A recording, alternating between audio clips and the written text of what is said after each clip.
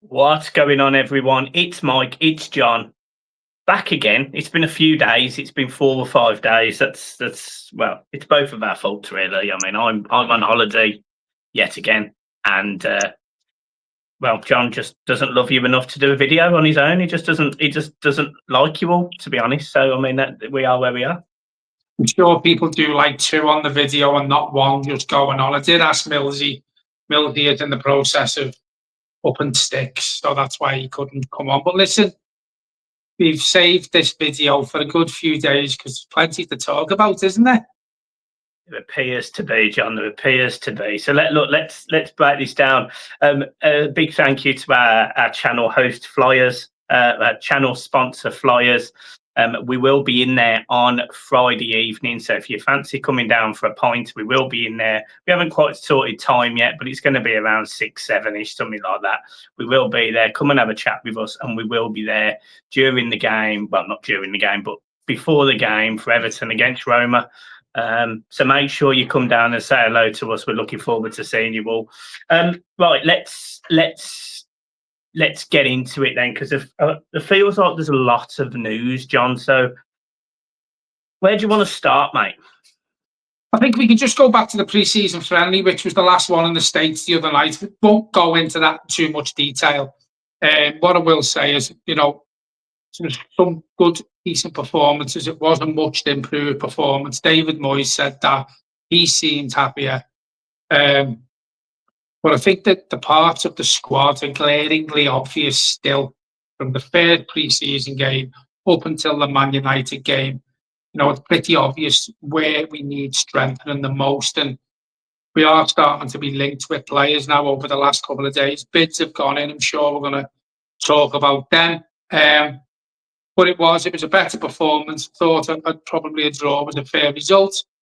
Wasn't a penalty, in my opinion, for Man United. Everton don't get that. Same old, same old. But yes, that's gone. And let's talk about the now and the present.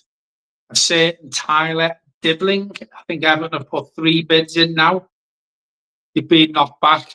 Southampton have come back with a counter offer of £45 million plus £5 million add-ons, and they want a 25% sell-on clause in the deal. Now, I think me and you have probably a bit of a difference of opinion on this. I'd start looking at other options and maybe walking away from the deal, put the ball back in Southampton's court, as in, shit, can we afford to lose this much money? Or are Southampton just going to stick to their guns? And listen, we knew this was going to happen because there's teams out there now who know Everton we're getting desperate more than anything. We need players in. Teams know this. And I think Southampton is showing that as a perfect example that they're not willing to play ball with Everton's offers. And the way they're talking, it's the counter offer or leave it. And I do think Everton are probably going to get to the point in the next 24 to 48 hours. If nothing progresses with the Diblin deal, I see Everton walking away. Now, you're more of, you really rate him. I'm not saying I don't rate him. I do rate him. But for the amount of money that is being touted about what Southampton wants, I just think because of the situation we're in, I would walk away and try and do something else. I know you're more of try and get it done still, aren't you? No, I'm not now. No, I'm not now. I was cool with the second bid. And when they've asked for 45 plus, that's where I've gone. Yeah, I think you're too high now. Look, Tyler Diblin is a player that I rate incredibly highly. 19 years old. He's capable of playing left, middle, or right, and he can carry the ball. His key ability is to beat people, carry the ball, and he's got the ability to pick a pass, score a goal. He's 19 years old, and he played in a really poor Southampton side. So for people that are going, he only got 2 goals and 2 assists last season. And I only got 3 goals and 2 assists for Marseille this season before we got 9 in the league last season. So you've got to give these players a break at some point. But the key fundamental is Southampton value this player or valued him in the Premier League at around £100 million. Now, that is obviously far too high, but they obviously rate him highly to be wanting to include a sell-on figure, even when they're offering 45 to 50 million pounds as their sort of go-to number. They obviously rate this kid extremely highly. Now, for me, the issue I have with this deal isn't the fact that I don't rate him, and isn't the fact that I don't think he's phenomenal, and also isn't the fact that I don't think he's worth the money, because I probably do think he's worth the money.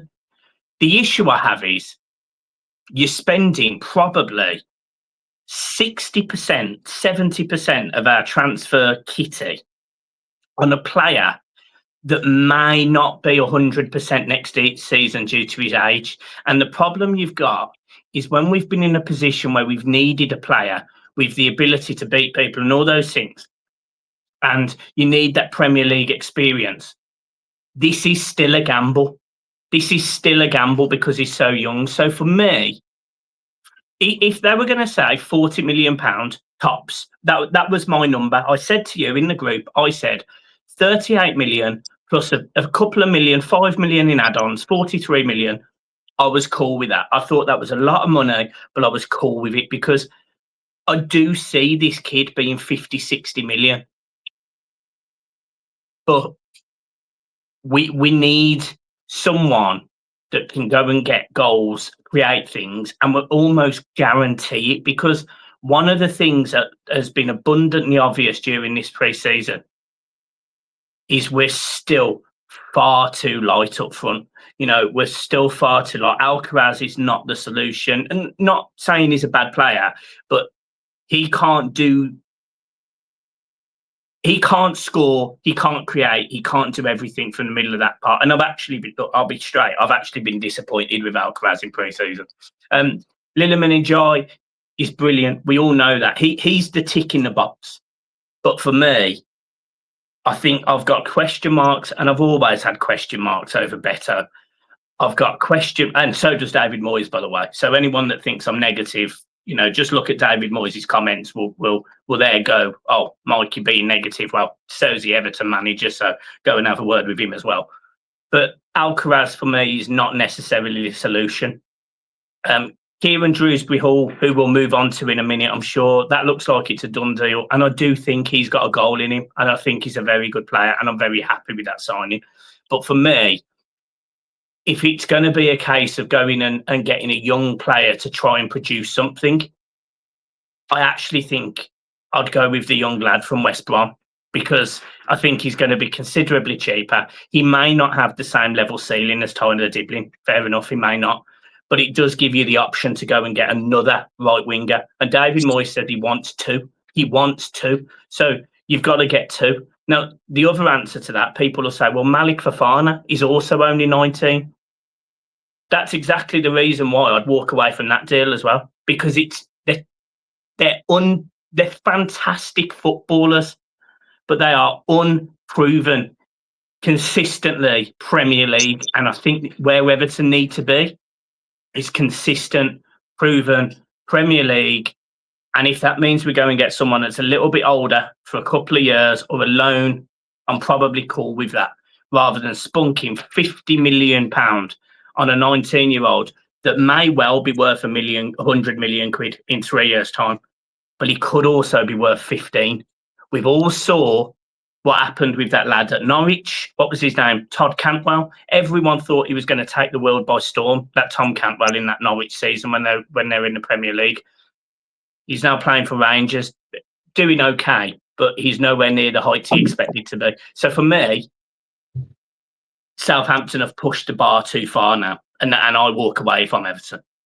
See, Tyler Diblin, we've been screaming out for a midfielder what he can do, which is play on the left, play on the right, play in the centre, the ball carrying midfielder, has got the goal in him. But when you're looking at £50 million for a 19-year-old, and listen, this isn't a pop at Everton fans. I'm guilty of it. I am so guilty of it. But it doesn't take long for a lot of Everton fans to get on players' backs. Now, when you're spending £50 million, whether it be on a 19-year-old, whether it be on a 25-year-old, they've practically got to come in and start performing from the first time they pull that blue shirt on, from the first whistle of the first game that they play in. Now, I don't know whether Tyler Diblin will be able to do that consistently yet. I don't.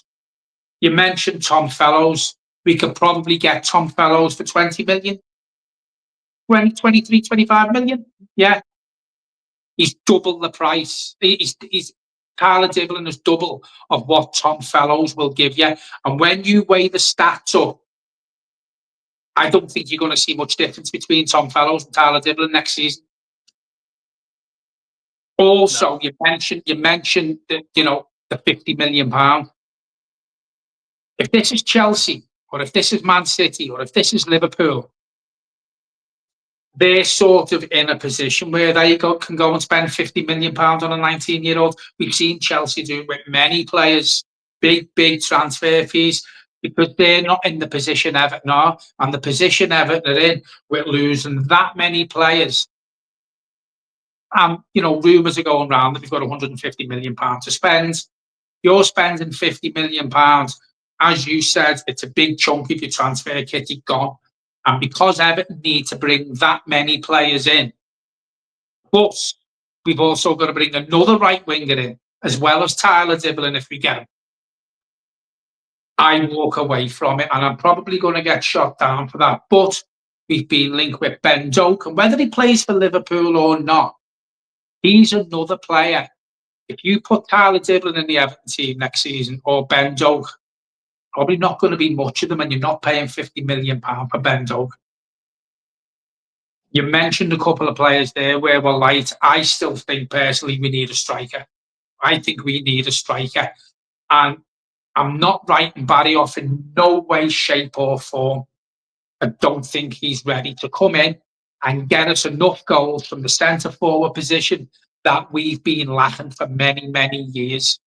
Beto's offer, as you say, David Moyes' comments aren't going to help Beto's cause. And I don't think Schmidt is Premier League standard.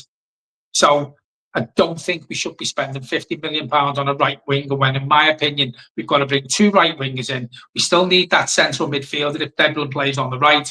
We need a striker as well. So, you look at it and you weigh it up. You look at Diblin, who's going to cost you £50 million, and you're getting Kieran Dewsbury-Hall for £25 million, half the price, who it doesn't play many games for Chelsea, but he's a good player.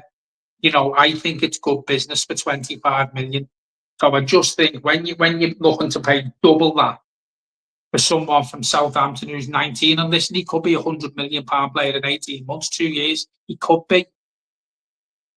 But he's going to have to come into this Everton team and hit the ground running. If he doesn't, we know what our fan base can be like. And it's not his fault that Everton have had to pay £50 million. I think don't put all your eggs in one basket, Everton. Move on, leave the ball in Southampton's court and look at other options. Yeah, spot on. And I think the other thing that I'd like to mention is the fact that if you're looking at players like Tyler Diblin, like Malik Fofana, Chimite, younger players, you are right in what you're saying. David Moyes 2 weeks ago was coming out with comments like, I want to finish sixth. I want, we should be aiming for sixth. You're putting a lot of pressure on these kids. And to go with that, like you rightly said, we've never, in as long as I can remember, been a fantastic conveyor belt for young talent. Don't get me wrong, there's been the odd one. We can start with Jack Rodwell, you can start with Francis Jeffers, you can start with Wayne Rooney. But they're the exception, not the normality. And if you're signing these 19-year-olds from other clubs, which is fine, if they are better than what you've got, then that is fine, not an issue. But the problem with that is you're almost having to forget the development you've done on your current youth setup. You're forgetting there is two young wingers in there. Look, I'm not saying Isaac Heath and the other lad Mitchell is anywhere near ready. Of course they're not. But you're bringing in another young player that is simply going to stifle their growth. And what we've seen is, I personally think that when you get a player who has got a little bit more age to him, a little bit more experience, you're going to get more instant results. Don't get me wrong, it doesn't always happen. You know, people, there was a famous line on Match of the Day, you don't win anything with kids, and then they won the league and Man United dominated for years. I get it. But it doesn't happen a lot. And I think we almost are in a position now, and it's been very obvious based on this pre-season, we probably do need some actual experience. We probably do actually need some game winners, because I'm not seeing game winners. I'm certainly not seeing game winners from our centre forward. That isn't a dig at Barry. He's young. Again, we're talking about pressure. We're putting a lot of pressure on a kid who's coming from a league prior, who is new to all of this. You've then got Beto, who I've got no doubt he's committed to Everton. He's showing the right attitude. But everyone saw that game against Manchester United. Everyone saw what he's done during other games. Everyone saw the fact it was just a relative purple patch, you know, with 5 goals. Can you rely on Beto to get you 6th or 7th in the league, which is what David Moyes has used as his barometer? That's the point I'm making. So for me, you need a striker that can score goals instantly. Barry's probably not the answer to that. You need a winger that can chip in with goals. Tyler Diblin, Malik Fofana are probably not the answer to that. You need a number 10 that can chip in with goals. I'm on the fence about Alcaraz, not a dig at him. I just think, again, he's a young player. And Lindemann Njai has proved that what we paid for him was an absolute bargain, because Lindemann Njai, for me, is a 50, 60 million pound player at this point. And you can trust him to get you 9 goals, 10 goals a season. But that's it. Until you address those issues, this grandeur of 6th, 7th, 8th in our predictions, they are off. They are off. And I don't think the players that we're being linked with change that. It's a lot of pressure to put on the players who we're being linked with at their age. And it's a lot of pressure to go and ask Tierno or Barry to score 10, 12, 15 goals in his Premier League debut season. You don't get that from Beto. You don't get that from Chimiti. So I do think, instead of going to spend the £50 million on one player, it does need to be spread around the team, but it needs to be spread around the team with players who we know can come in and be ready for the Premier League and to get us that 6th place that David Moyes keeps mentioning. A player who we've been again linked with, we'll move on to him now, is the perfect example of the sort of player we're talking about, is the Jack Grealish. Proven Premier League, ready to come in and lift the team. We know what he's capable of. He does need an arm around his shoulder. He does need a change of scenery. And I actually think Everton Football Club and Jack Grealish, at this moment in Jack's career, is a perfect fit. So I think when you bring someone like Jack Grealish in, it does give us a bit more of confidence that we'll get the sort of stuff that we need from players coming in now. You're not going to get what you get from Jack Grealish, from Tyler Diblin yet. You're not going to get it from, from the young kids we've got at the club. And as you say, we could be going out and spending £50 million on a 19-year-old. How does that make our youth players feel? You hit the nail on the head. It dampens their enthusiasm for the game. We've seen it with what happens in football. You've played football at a good level.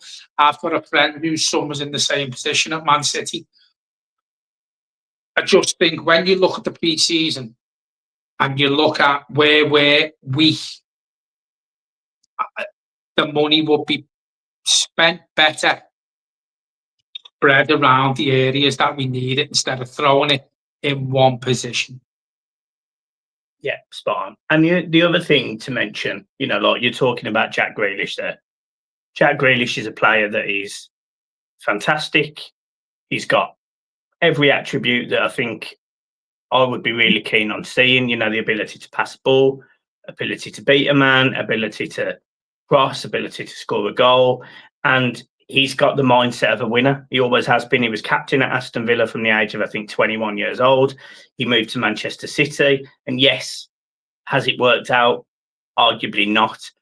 But Jack Grealish was never the type of player that they wanted. They always seem to want fast wingers, and Jack Grealish was never a fast winger. Jack Grealish, in my mind, was coming into play in almost Kevin De Bruyne role, and I expected Kevin De Bruyne to leave almost. I never expected Grealish to be a left-sided winger.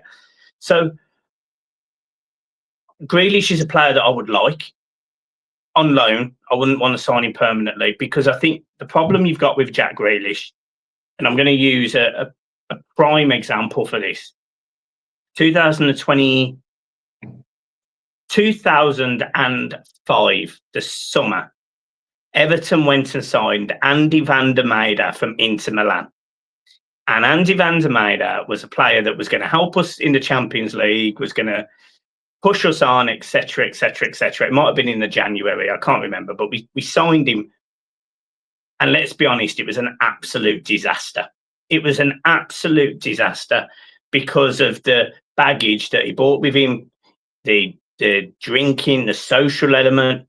And I'm not saying Jack Grealish is as bad as that, but what I am saying is he could be. And that's the risk you've got with Jack. Now, do I want a Jack Grealish at Everton? Yes. Do I think we sign him now? No. I actually think he goes to Spurs, because I think Maddison is out, so I suspect he goes to Spurs. But I'd like Everton to be in the ring for him, and I'd like Everton to definitely approach them, and I'd like Everton to try and find a way of making it work. But I now think, rather than leaving it to the end of the window, we've got to do it sooner rather than later. And actually, based on the fact that we are so light going into this Leeds game, forget Roma, because Roma's a write-off. We play them in, 4 days' time. Roma's a write-off. Well, you're going to see Keenan Dewsbury-Hall. That's it. You ain't going to see anyone else, I suspect. It's this Leeds game, and we need to get these players in now, so they've got at least a week to get used to this team, which, by the way, is not enough. But we are where we are because we're Everton Football Club. Yeah, I'm the opposite with you. I think Grealish does come to Everton. He's not long had a baby. I think he's happy to stay in the Northwest. He doesn't want to up sticks. And I think when you have a baby, didn't really work for me, but the majority of the time it does. It calms you down. So I just think probably bringing a baby into the world with his partner, I think that's what probably Jack Grealish needed at the time, because, we've seen it when City won the league. I think it was not last season, the season before. I think he was bladdered until he went back to pre-season training. He was bladdered for the whole summer holidays. So I do think that's what he's needed in his life, a newborn baby. I think he comes to Everton, and he's got the attributes, as you pointed out, what we need in this team. If Jack Grealish is on it, and you get the Jack Grealish, what was at Aston Villa, then Jack Grealish gives us everything we need. So, for me, the most important transfer that Everton do after Kieran Dewsbury-Hall is Jack Grealish. Get it done before Leeds. Get him in the club. Yeah.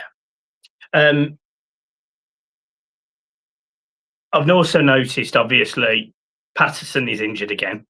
It looks like he's done a hernia or something. Jake O'Brien has done a fantastic job at right back, and for me, he would be my starting right back. But it's obvious now that we need another right back. We've said it all summer. We've said it. We saw it last season. We saw it the season before. We need a right back. Do you go and sign one, or do you loan one, or what do you do on that position? Because Moyes has said he needs 6 players with, I think he said, a minimum of 2 wingers. So that leaves. Well, he needs 2. He said he wants 2 wingers and he wants 2 central midfielders. There's 4. I'd like to think one of the others is a right back, and I'd like to think the other one is a striker. Because if you lose Jake O'Brien, you're left with Seamus Coleman. And that's it. And it's not just losing Jake O'Brien to injury. It's if we lose one of our centre halves, he then has to move in the centre. So through no fault of his own, again, we're short at right back. I don't think we spend a lot of money on a right back. The answer to your question, we have 4 loan options available to us. I think the right back position will be a loan deal. You know, you say Patterson's injured again. Whether he's injured or not, mate, and I've said it on here till I'm blue in the face, he's had enough time to improve in the Premier League now, and he just hasn't. He's not good enough. Even a fully fit Nathan Patterson is not good enough. And I said it on the channel the other night. I think I said it on here, said it to someone. If it means we would have had to count on Jake O'Brien, on Nathan Patterson to be our backup right back, then we should have give Ashley Young another contract, because I think he's better than Patterson still. Yeah. I think the other thing to mention then, weirdly, is a player that in the past we've had clashing opinions, but as of recently we've agreed. We always give credit where credit is due. And my Everton man of the match against Manchester United was James Garner. He played in a deeper role and he carried the ball a lot more. He turned on a pivot. He was passing through the lines. He was passing forward, which I thought was quite nice. He put in some key tackles.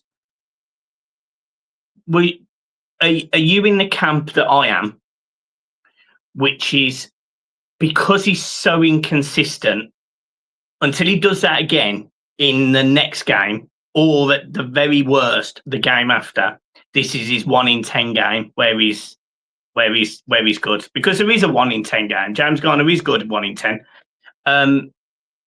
but it's so inconsistent. Are you still in that camp, or are you prepared to give him a go in that deeper role? I need to see more than one performance like we're seeing against Man United. Again, I'm like you. Give credit where it's due. I thought he was man of the match, playing in a deeper role. He picked some great passes out. He was getting in front of his man to win the ball back. He was putting tackles in. He was reading the game better from a deeper role. And you, me, and Millsy have said it to 1 in 10. Now, if James Garner starts the season for us and he can put a performance in like that, 5, 6, 7 games out the first 10, then my opinion will change on him. But do I think he's good enough to do it consistently to improve us as a club? And not single-handedly, but to be part of a team that pushes Everton up the league? I just don't think he's consistent or good enough to do that.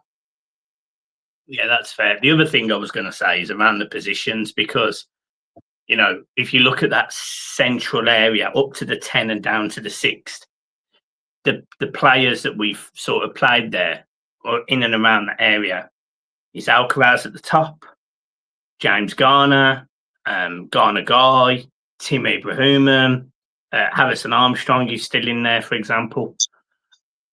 There's now Keenan Dewsbury-Hall that's going to be coming in. Who starts and what's the formation? I know what my mind is telling me.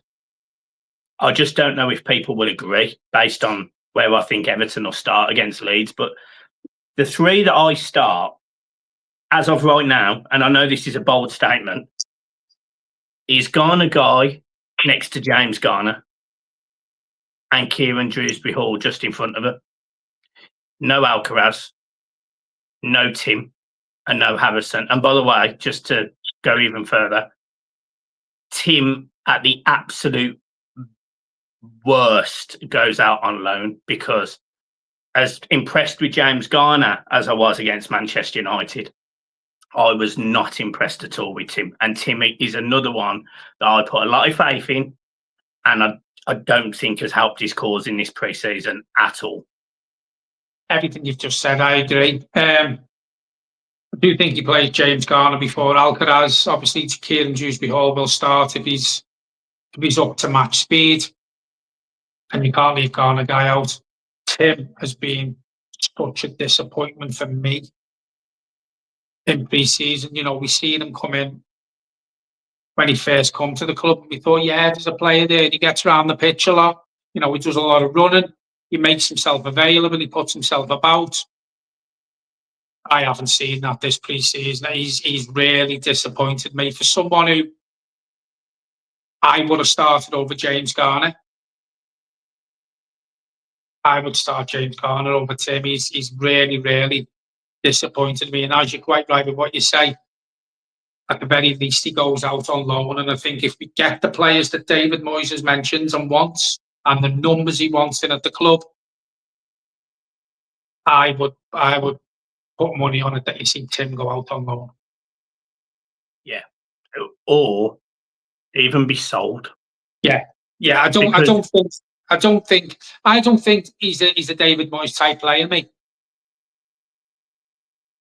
No, You've got to win David Moyes over and to be consistent in the team. We've seen it when he was at the club the first time. You're not playing, you're not performing, and he's got the squad numbers, you're out the team, and it's as simple as that. And I just think if we get the numbers in that we need and what David Moyes needs, Tim's not showing enough to turn round to David Moyes and goes, I should be in that starting 11 every week. So loan or sell, I just don't think David Moyes really rates him. It's just that he's had to play him, hasn't he?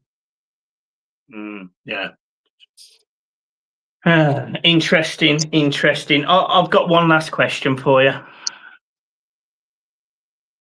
It's based on Moyes' comments about Beto, and it's based on Beto's performance against Manchester United. If a club come in for Beto and Everton had another striking solution up their sleeve, do you think they'd sell him? Yeah. Yeah, so you know what? I'm gonna sort of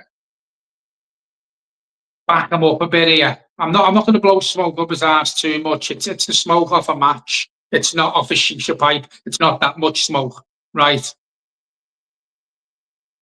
We haven't really played to Beto's strengths in this pre-season. He has had to play with his back to goal. I will give him that. But the amount of times when we do play to his strengths, which is a ball through the middle, we seen it the other night where he ran onto it. Great first touch, by the way, took it round the keeper. He was offside. And the amount of times he gets caught offside, yeah, that is his game. Playing off the shoulder of the defender, looking for the ball through the channels, running onto it.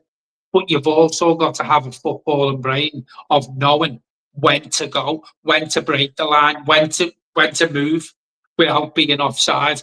And I just don't think he's got the mentality again to do it consistently. So if we can bring another striker in, Tierno Barry's one for years. He's not ready. We know that. I think it's pretty obvious. He's not ready. Not the finished article. We did say before we signed him on here, watching the videos from all accounts from certain journalists, he was quite raw.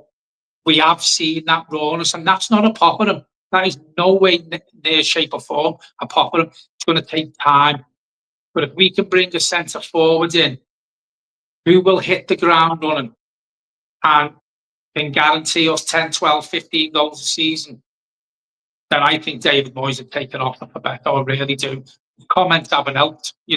How has that made Beto feel? I remember when I used to play football, the manager said I had a shit game. I was man of the match next game. You know what I mean? I was man of the match next game. I put everything into the next game. You're not going to see that from Beto. So I think if we can strengthen up front with someone who can score goals consistently for us in the league, I think they'd take the money. Yeah, fair enough. Right, very last question, and this is going back to the Man United game. If I mention one player to you, I want you to just tell me initial thoughts without going too hard, to get the channel banned. Fernandes. But there we go. Right, we will leave it there, guys. Thank you for continuing your support. As we said, look, we will be in Flyers both Friday evening and Saturday afternoon. Make sure you come and have a pint with us. We're looking forward to seeing you all. You are all more than welcome. Anyone that doesn't know where it is, John knows where it is. John, can you just explain where it is for everyone? Boundary Street, It's practically between Costco and the new stadium. So you're in the middle, Vanbury Street, in the middle. You come out the car park, walk on the top road, you do it right. You can see Bramley Moor in all its glory. 5-6 minute walk, that's it. Yeah, literally, it's the other side of the bridge. It's easy to get to. There is actually opposite, there is a small car park, which is probably going to be absolutely chocker. But as all the bookings is done for flyers, you might be able to get yourself in there if you get there early enough. But just, it is there. And yeah, just continue to support, continue to do everything you do for us. We really appreciate it. And look, the content will be more regular. It has been me more than John, to be fair. I have been here, there, and everywhere. Had to deal with 2 surgeries and, well, a little holiday for me and Finlay. So yeah, your love on Facebook and Instagram has been very lovely, I must say. Thank you for liking the pictures and the comments on X as well. They've been lovely. So look, we will leave it there. John, up the toffees, mate. Maybe tomorrow we do a video and we'll be announcing that Dewsbury-Hall is an Everton player, a player that I personally am excited to see. I must say, I really do rate this kid. 26 years old, good footballer. So, yeah, John, I'll leave it to you to see us out, mate. No, by all accounts, his medical did start today. I don't know if it's being completed. But to reiterate what Michael said, thanks for the support. Get yourself over to the Flyers website, book yourself a game of golf, whether it be for Friday night or Saturday or in the future. As you said, we are looking to see you all. I will be in there from about 6 o'clock on Friday, and then Saturday will probably be from 11:30, I'd say, on the match day. We will be there, both of us, in all our glory. So come over, bring plenty of money, because I haven't had a pint for a while. Cheers, folks.